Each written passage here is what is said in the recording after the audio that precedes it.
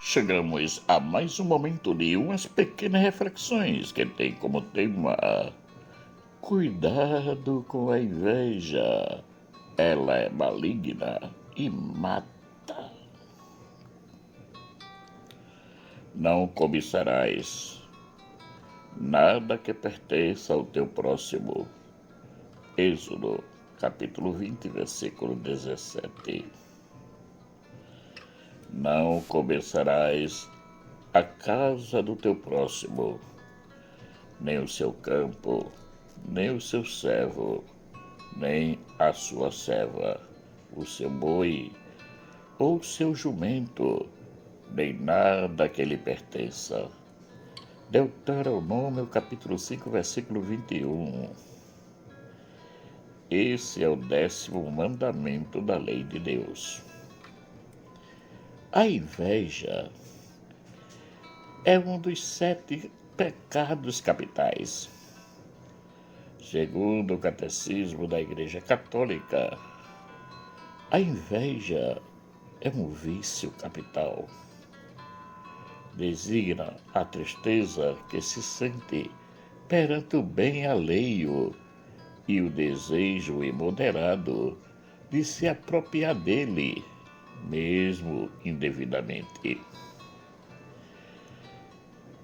Se desejar ao próximo o mal grave, é pecado mortal.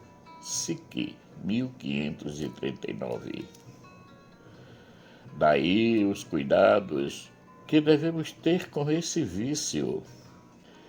Santo Agostinho nos diz que a inveja é um pecado diabólico por excelência.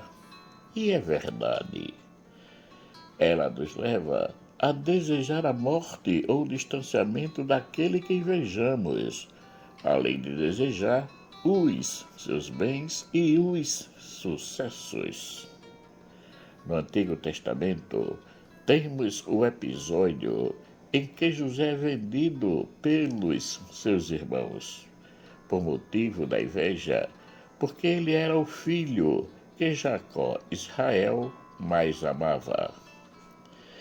Israel amava José mais do que todos os outros filhos, porque ele era o filho de sua velhice, e mandara-lhe fazer uma túnica de várias cores. Gênesis capítulo 37, versículo 3.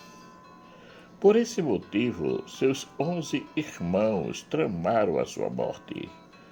Aí veio o sonhador: vamos matá-lo e lançá-lo numa cisterna, depois diremos que um animal feroz o devorou. Gênesis capítulo 37, versículo 19.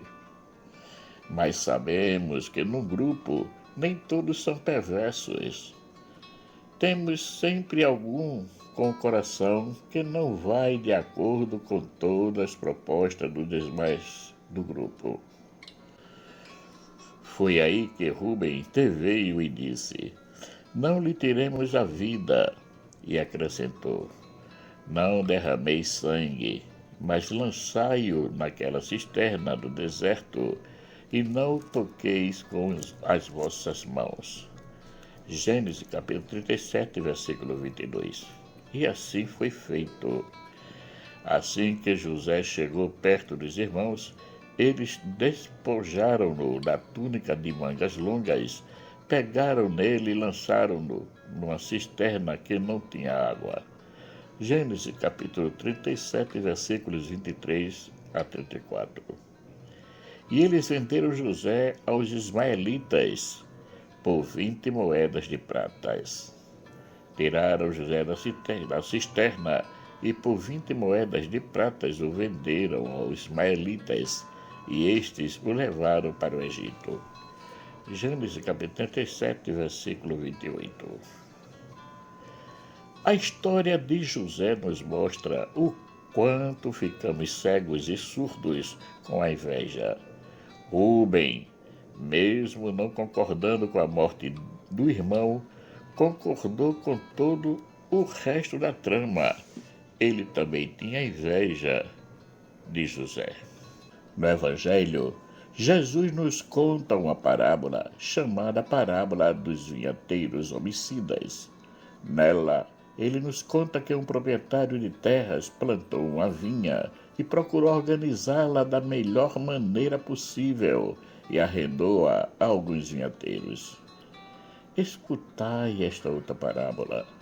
Certo proprietário plantou uma vinha, pôs uma cerca em volta, fez nela um largar para esmagar suas uvas e construiu uma torre de guarda.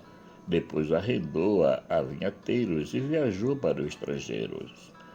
Mateus capítulo 21, versículo 33. Quando chegou a época da colheita, o dono da terra mandou por 2 vezes alguns dos seus empregados receber os frutos produzidos nas vinhas. Mas esses foram rejeitados, maltratados e mortos. Os vinhateiros, porém, agarraram os empregados, espancaram a um, mataram a outro e ao terceiro apedrejaram. Mateus capítulo 21, versículo 35. Então o senhor da vinha resolveu mandar o seu único filho e herdeiro, achando que ele iria ser respeitado. Por engano, os vinhateiros mataram também o filho. Os vinhateiros, porém, ao ver o filho, disseram entre si: Este é o herdeiro, vinde, vamos matá-lo e tomar posse da sua herança. Então agarraram o filho, jogaram-no para fora da vinha e o mataram. Mateus capítulo 21, versículos 38 e 39. O senhor da vinha, vendo tudo o que tinha acontecido, tomou as vinhas das mãos desses perversos e entregou-as aos novos vinhateiros, que poderiam produzir bons frutos. Um ponto importante nessa parábola é o que Jesus fala de si mesmo. A pedra que os construtores rejeitaram tornou-se a pedra angular. Mateus capítulo 21, versículo 42. O proprietário da vinha é Deus. Os empregados são os profetas, que foram enviados por Deus no decorrer da história. O Filho é Jesus, as vinhas somos nós, o seu povo, e os vinhateiros é o povo de Israel. O contexto da parábola refere-se aos fariseus e sumos sacerdotes, que eram aqueles que guiavam o povo, que cuidava das vinhas. Daí a raiva deles para com Jesus. Os sumos sacerdotes e fariseus ouviram as parábolas de Jesus e compreenderam que estava falando deles. Procuraram prendê-lo, mas ficaram com medo das multidões, pois elas consideravam Jesus um profeta. Mateus capítulo 21, versículos 45 e 46. E hoje, será que é tão diferente daquela época? Todos os dias, Deus nos dá uma vinha para cultivarmos. Essa vinha pode ser a nossa casa, o nosso trabalho, a nossa escola, o ambiente que frequentamos, a igreja que congregamos, as relações que temos. Tudo isso pode ser a nossa vinha. Cabe a nós cultivarmos-la ou fazermos como os vinhateiros homicidas, que não levaram a sério as tarefas recebidas do Senhor da vinha. E não só isso, quiseram se apossar delas. As 2 histórias que nos foram apresentadas nos falam da inveja, e como já foi dito antes, ela pode nos deixar cegos e surdos, levando-nos a desejar a morte e distanciamento daqueles que invejamos. Pois penso que algum de nós já teve esse mal no coração. Não precisa ser uma grande inveja, ela pode ser pequena, mas causa o mesmo efeito. Como podemos nos proteger desse mal que é a inveja? Já nos foi dito, para cada vício existe um antídoto. O da inveja chama-se a virtude da benevolência, isto é, somos chamados a ser bons uns com os outros. Então, o que estamos esperando? A virtude existe. Não é tão difícil colocá-la em prática. Ainda temos por cima uma ajuda do alto. A pedra que os construtores rejeitaram tornaram-se a pedra angular. Mateus capítulo 21, versículo 42. Isso mesmo, temos Jesus como nosso guia, que nos ajudará diariamente a vivermos no amor. Ele, quando morreu na cruz, tornou o nosso farol o nosso modelo de um amor por excelência. Podemos, cada um de nós, construir a nossa vida sobre essa pedra angular. Basta aceitarmos Jesus como nosso eterno Salvador e guia. A morte de Jesus tornou-se para nós um trampolim para uma nova vida. A sua ressurreição nos trouxe a certeza de que nada está perdido, porque podemos também, no último dia, ressuscitarmos com Ele. E isso não é uma promessa, é uma certeza. Porquanto a vontade daquele que me enviou é esta, que todo aquele que vê o Filho e crê nele tenha a vida eterna, e eu o ressuscitarei no último dia. João capítulo 6, versículo 40. Por que ainda ficamos a dar bobeira em relação ao nosso relacionamento com Cristo? Ele veio até nós para nos ensinar como se vive na Santíssima Trindade, onde a lei maior é o amor. Também veio para nos dizer que temos um Pai no céu. Portanto, vós oreis assim: Pai nosso que estais no céu, santificado seja o teu nome. Mateus capítulo 6, versículo 9. Essa novidade causou uma reviravolta nos relacionamentos, porque antes podíamos ser colegas, amigos, companheiros, agora somos irmãos. Jesus veio nos trazer a fraternidade. É uma mudança e tanto, porque a fraternidade nos leva a uma responsabilidade recíproca. Devemos ter o cuidado uns com os outros. A irmandade nos faz todos iguais perante Deus. Já éramos, mas nos faltava a consciência. Cristo nos deixou consciente. Essa consciência mexeu muito com o nosso eu e nos trouxe um fator não muito agradável. Como acontece em muitas famílias, temos a disputa do melhor lugar pelos filhos. Quem é o mais querido? Quem é o rejeitado? E isso não podia ficar de fora da grande família humana de Deus. Também hoje corremos o risco de deixar a inveja tomar conta das nossas ações e corremos também o perigo de começarmos a deixar Jesus de lado, porque ele atrapalha e muito as nossas ambições. Por isso, devemos nos esforçar em fazer crescer a fraternidade entre nós e Jesus, que a sua presença não seja ameaça aos nossos anseios, mas seja o centro da nossa vida, que nos ajudará a nos realizarmos humanamente, materialmente e espiritualmente. Deus tem o maior cuidado para conosco. Ele está sempre alerta a tudo que fazemos e vivemos. O seu amor por nós é imenso e incondicional.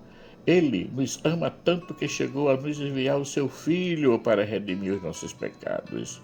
Com efeito, de tal modo Deus amou o mundo que ele deu o seu Filho único para que todo que nele crê não pereça, mas tenha a vida eterna. João capítulo 3, versículo 16. Por isso que está escrito na Escritura: mas ai daquele homem, porque o Filho do Homem for traído. Melhor lhe seria que nunca tivesse nascido. Marcos capítulo 14, versículo 21. Essa mensagem nos traz o peso da nossa fidelidade a Jesus, o nosso sim a Ele.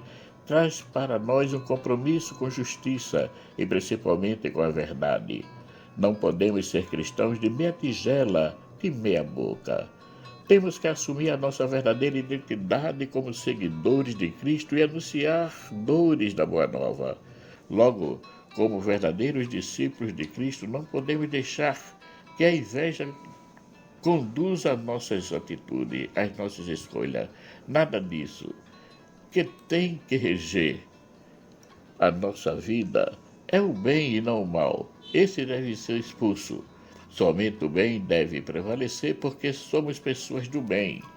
Para que isso se torne vida em nós, precisamos aprofundar o nosso relacionamento com Cristo, deixando entrar no nosso coração, que é a sua morada em nós. Essa abertura nos leva a uma consciência maior do nosso papel na humanidade. Somos aqueles escolhidos por Cristo para renovar todas as coisas e anunciar que o reino do céu está próximo e que é um reino de justiça, paz e misericórdia. Por isso, tenhamos cuidado com a inveja, porque ela pode nos levar ao precipício. Marcos Laurentino. Caríssimos e caríssimas, chegamos ao final de mais um momento de umas pequenas reflexões que tiveram como tema: cuidado com a inveja, ela é maligna e mata. Quero agradecer a todos aqueles que já se inscreveram no canal e peço que compartilhem essas reflexões para mais pessoas. Peço àqueles que ainda não se inscreveram e que tenham contato com o canal que se inscrevam e deixem o seu joinha se gostarem da reflexão. Que o nosso Pai Eterno, rico em bondade, amor e misericórdia, nos dê um excelente